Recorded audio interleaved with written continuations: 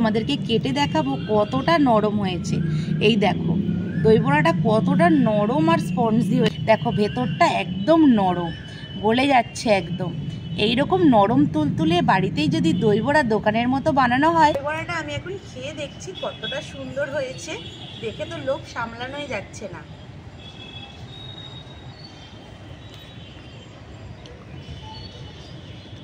বন্ধুরা মুখে দেওয়ার সঙ্গে সঙ্গে মিলিয়ে যাচ্ছে। নমস্কার বন্ধুরা, মৌমিতা ইয়াম্মি কিচেনে তোমাদের অনেক স্বাগত জানিয়ে আমি চলে এসেছি আজকে আবার একটা নতুন রেসিপি নিয়ে। আর এখন তো ভীষণ গরম পড়েছে, গরমের সময় ঠান্ডা ঠান্ডা আজকে দই বড়া বানাবো। এই গরমের সময় ঠান্ডা ঠান্ডা দই বড়া কার না খেতে ভালো লাগে। আর আমাদের এখনও গ্রামগঞ্জে দই বড়া জিনিসটা কি অনেকে জানে না, কারণ এটা শহর অঞ্চলের দিকেই বেশি বিখ্যাত। গ্রামের দিকে তোমরা সারা বাজার ঘুরলেও এই দই বড়া খুঁজে পাবে না। গ্রামের লোকেরা কিন্তু এই দই বড়া জিনিসটা কি তারা জানেই না। অনেকে কিন্তু জানো, তারা ভালো করে বানাতে পারো না, একদম পারফেক্ট দোকানের মতো। আর আজকে আমি একদম পারফেক্ট দোকানের মতোই সেই দই বড়াটা বানিয়ে দেখাবো, যাতে সেই বন্ধুরা বাড়িতে খুব সহজে বানিয়ে বাড়ির লোকেদেরকে খাওয়াবে। আর একবার খেলেই সবারই কিন্তু খুবই পছন্দ হবে। তো বন্ধুরা তোমরা প্রথম থেকে শেষ পর্যন্ত আজকের রেসিপিটা দেখতে থাকো, টিপস বাই টিপস আমি সবটাই তোমাদেরকে দেখিয়ে দেবো, একটুকু স্কিপ করবে না। তো বন্ধুরা চলো এখন রেসিপিটা আমি শুরু করে দিই। আজকে দই বড়া বানানোর জন্য আমি এখানে নিয়েছি 250 গ্রাম বিউলির ডাল। আর বিউলির ডালই লাগবে, বিউলির ডাল ছাড়া কিন্তু অন্য কোনো ডালে এই দই বড়াটা হবে না। এখানে আমি কালকে রাত্রিরে ভালো করে ডালটা পরিষ্কার করে ধুয়ে সারা রাত ভিজিয়ে রেখেছিলাম।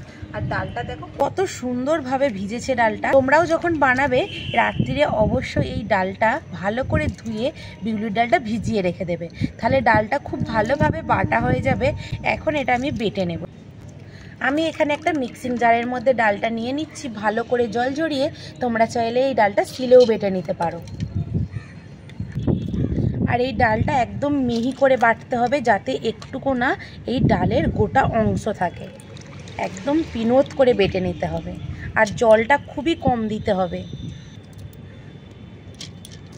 সব ডালটা আমি মিক্সিং জারের মধ্যে নিয়েছি। এখন এতে আমি একটুকু জল দেব না, এটা জল ছাড়াই আমি বাটবো, কারণ এটা জল দিয়ে বাটলে একদম পাতলা হয়ে যাবে। ডালটা এখন আমি মিহি পেস্ট করে নেব। ডালটা একটা মিহি পেস্ট করে নিয়ে চলে এসেছি। দেখো কতটা সুন্দরভাবে মিহি পেস্ট করেছি। এইরকমভাবে পেস্ট করে নিতে হবে, একদম জলটা কম দিয়ে।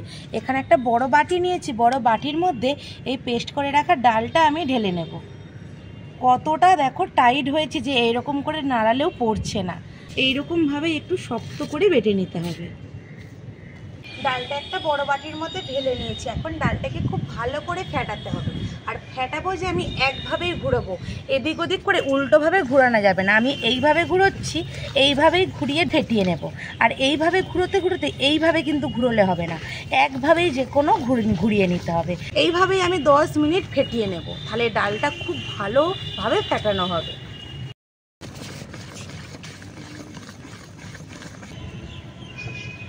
আমি প্রায় 8 মিনিট হয়ে গেল এইভাবে ফেটিয়ে নিলাম। এখন একটু এই বাটির মধ্যে জল নিয়েছি, এই জলের মধ্যে দিয়ে দেখবো ডালটা খুব ভালোভাবে ফেটানো হলো নাকি।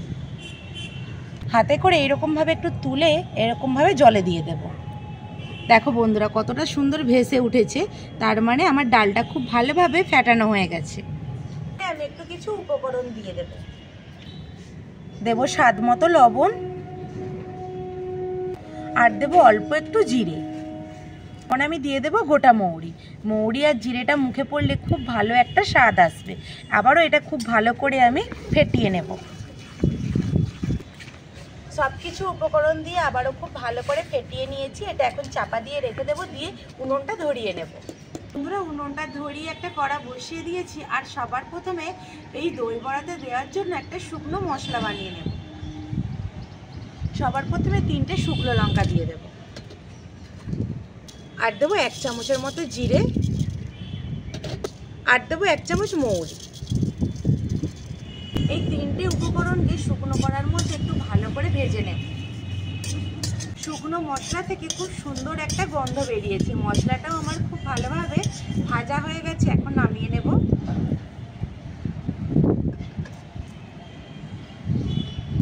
এটা ঠান্ডা করে তারপরে গুঁড়ো করে নেব। কড়া তো গরম রয়েছে, কড়ার মধ্যে দিয়ে দেবো এখন সাদা তেল বড়াগুলো ভেজে নেওয়ার জন্য।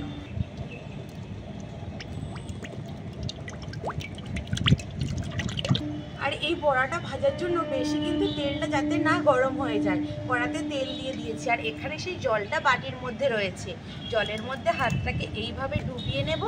এই ব্যাটারটাকে একটু একটু করে তুলে বড়ার মতো দিয়ে দেব।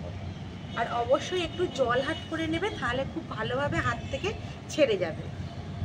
এইভাবে একটু বড় বড় করে বড়া দিয়ে দেব। তেলটা দেখেই বুঝতে পারছো এই রকম গরম রাখতে হবে, খুব বেশি এখানে কিন্তু জাল জ্বালালে হবে না।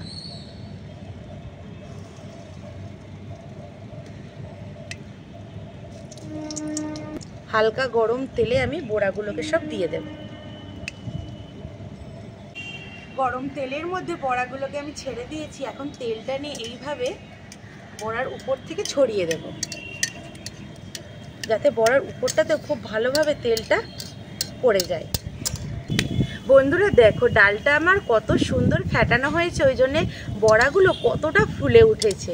ডালটা যত ভালোভাবে ফেটানো হবে বড়াগুলো কিন্তু এইভাবেই ফুলে উঠবে। বন্ধুরা এখানে বড়াগুলো দেখো নিজে নিজেই উল্টে পাল্টে ভাজা হয়ে যাচ্ছে, কতটা হালকা হয়ে গেছে বড়াটা। আর যতটা ভালোভাবে ফেটানো হবে বড়াটাও খুব ভালো নরম আর স্পঞ্জি হবে। বড়াগুলোকে এখন উল্টে পাল্টে আমি সবগুলো ভেজে নেব। এগুলো ভাজা হয়ে গেছে, এখন তুলে নেব। এরকম হালকা ব্রাউন কালার করে ভেজে নিতে হবে।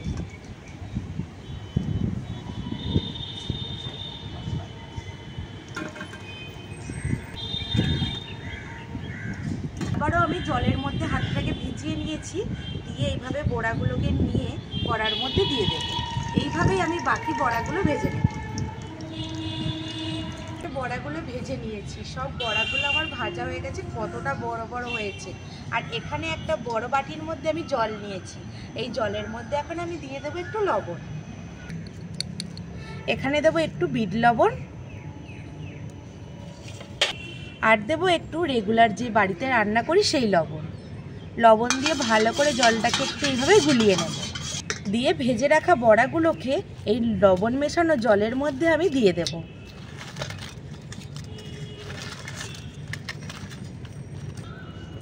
সব বড়াগুলো দিয়ে দিয়েছি, আর দেখো কতটা ভেসে উঠেছে, জলের মধ্যে কিন্তু ডুবে যাচ্ছে না। বড়ার মধ্যে একটা আমি মশলা করে নেব, যাতে বড়ার স্বাদটা আরও বেড়ে যায়। তার জন্য এখানে দেবো আমি একটু কারি পাতা, আর দেবো কালো সর্ষে, অল্প একটু জিরে, আর দেবো অল্প একটু মৌরি। এই মশলাগুলোকে একটু ভালো করে আমি ভেজে নেব। আর মশলাগুলো থেকে এত সুন্দর একটা গন্ধ বেরিয়েছে, এটা কিন্তু বড়ার মধ্যে চলে যাবে। মশলাগুলো আমার ভাজা হয়ে গেছে, এখন এই জলে ভেজানো বড়ার মধ্যে আমি এই মশলাটা দিয়ে দেব।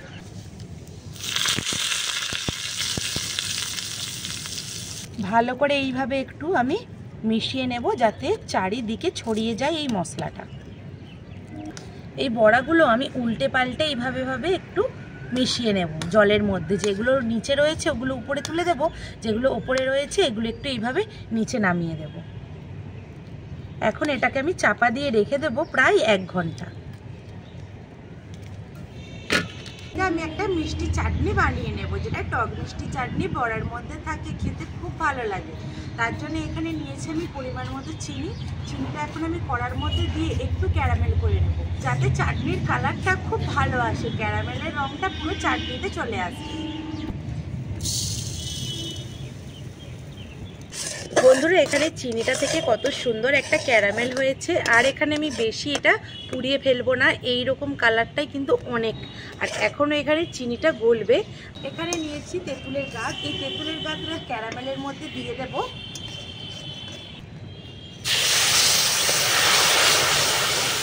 অল্প অল্প করে দেবো আর এইভাবে মেশাতে থাকবো। কালারটা দেখো কত সুন্দর চলে আসছে। এখানে আমার মিষ্টি চাটনিটা দেখো কত সুন্দর ফুটে গেছে। এখানে দেবো অল্প পরিমাণে একটু বিট লবণ, আর দেবো রেগুলার বাড়িতে খাওয়া লবণ, দিয়ে খুব ভালো করে মিশিয়ে নেব। এখানে মিষ্টি চাটনিটা আমার একদম রেডি হয়ে গেছে। ওপর থেকে একটু ভাজা মশলাটা ছড়িয়ে দেবো, যেটা সবার প্রথমে শুকনো কড়াই আমি যে ভাজা মশলাটা বানিয়ে রেখেছিলাম ওপর থেকে ছড়িয়ে দিচ্ছি, যাতে এই চাটনির স্বাদটা আরও সুন্দর হয়। আবারও খুব ভালো করে মিশিয়ে নেব। চাটনির কালারটা দেখো বন্ধুরা কতটা সুন্দর হয়েছে, দেখলেই লোভ লাগছে, এতটা লোভনীয় হয়েছে চাটনির কালারটা। এখানে মিষ্টি চাটনিটা হয়ে গেছে, এবার আমি নামিয়ে নেব। আমি বড়াতে দেওয়ার জন্য ধনেপাতার চাটনিটা বানিয়ে নেব। ধনেপাতার চাটনি বানাতে এখানে নিয়েছি ধনেপাতা, কয়েকটা কাঁচা লঙ্কা, কয়েকটা রসুনের কোয়া, আর নিয়েছি এখানে আদা গুঁড়ো। এখানে আমি আদাটা আমার রেসিপিতে দেওয়া আছে, আমি সারা বছরের জন্য আদাটা সংরক্ষণ করে রেখেছিলাম, সেই আদা পাউডারটাই নিয়েছি। আর এখানে নিয়েছি চাট মশলা, বিট লবণ আর বাড়িতে খাওয়া সাধারণ লবণ। এইগুলোকে এখন খুব ভালো করে আমি পেস্ট করে নিয়ে চলে আসছি। ধনেপাতার চাটনিটা বানিয়ে নিয়ে চলে এসে ওপর থেকে এখন দিয়ে দেবো একটু লেবুর রস। আমি এটা বাটার পরে দিচ্ছি, তোমরা এটা বাটার আগেও দিয়ে দিতে পারো। বন্ধুরা এখানে বড়াটা আমি 1 ঘন্টা ভিজিয়ে রেখেছি, এখন এটা তুলে নেব। নিয়ে বড়া থেকে একটু চেপে চেপে আমি জলটা ঝরিয়ে রাখবো। এইভাবে দু হাতের মধ্যে নিয়ে একটু চেপলেই দেখো কতটা সুন্দর জলটা বেরিয়ে যাচ্ছে বড়া থেকে। আর যেমন বড়া সেই রকম কিন্তু ফুলে যাচ্ছে। এইভাবে জলটা আমি ঝরিয়ে ঝরিয়ে তুলে নেব।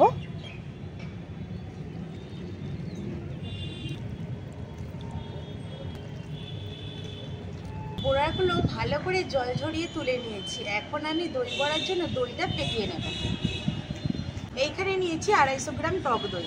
টক দইটা এই বড় একটা বাটির মধ্যে আমি ঢেলে নেব।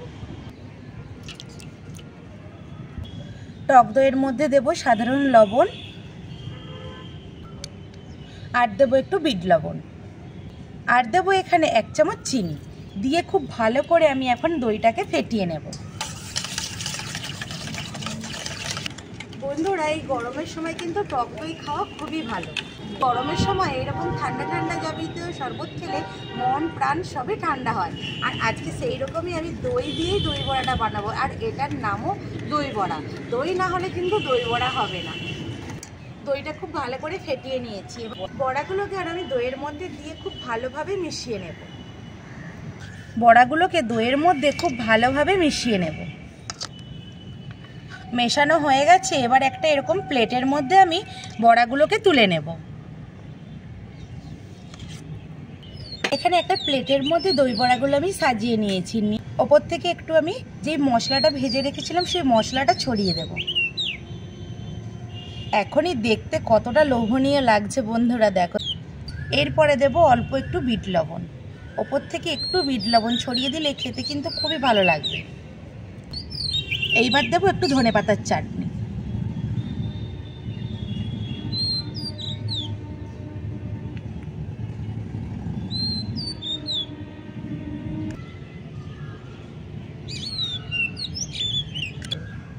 ওপর থেকে ধনেপাতার চাটনিটা দিয়ে দিতে কতটা সুন্দর দেখতে লাগছে। এইবার ওপর থেকে দিয়ে দেবো এই মিষ্টি চাটনি।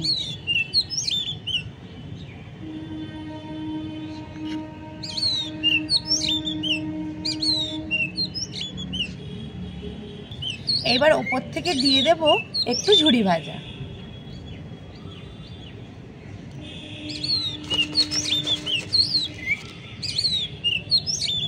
দেখতে কতটা সুন্দর লাগছে, দোকানের থেকে কিন্তু কোনো অংশে একটুকু কম হয়নি।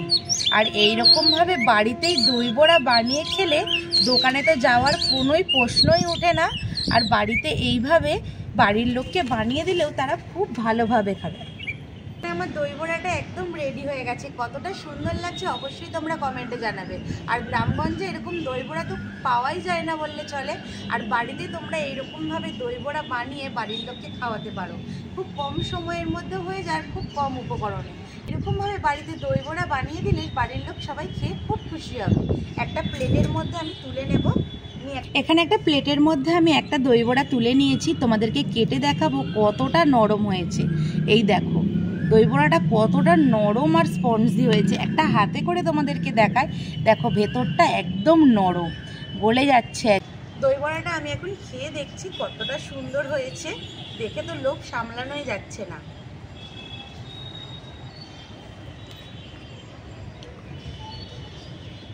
বন্ধুরা মুখে দেওয়ার সঙ্গে সঙ্গে মিলিয়ে যাচ্ছে, এতটা সুন্দর হয়েছে। তোমরা বাড়িতে একবার না বানিয়ে খেলে বিশ্বাসই করবে না। আর এখানে আমি খাচ্ছি, ক্যামেরাম্যানের লোভ লেগে যাচ্ছে, ও বলছে আমি কখন খাবো। আর একটু খেয়ে দেখি। খুব সুন্দর হয়েছে বন্ধুরা। দই বড়াটা খেতে খেতে আজকের রেসিপিটা শেষ করছি। আজকের এই দই বড়া রেসিপিটা কেমন হয়েছে অবশ্যই কমেন্ট করে জানাবে। ভালো লাগলে একটা লাইক করে চ্যানেলটা সাবস্ক্রাইব করে পাশে থাকবে। ফেসবুক থেকে দেখতে থাকলে পেজটাকে ফলো করে দেবে। যেসব বন্ধুরা এখন ওই রেসিপিগুলো দেখছো আমার চ্যানেলটা সাবস্ক্রাইব করোনি, তারা প্লিজ চ্যানেলটা সাবস্ক্রাইব করে আমার পাশে থাকবে। দেখা হবে নতুন কোনো একটা রেসিপিতে। ততক্ষণে ভালো থাকবে, সুস্থ থাকবে, আর আমার সমস্ত রেসিপিগুলো দেখতে থাকবে বন্ধুরা। টাটা।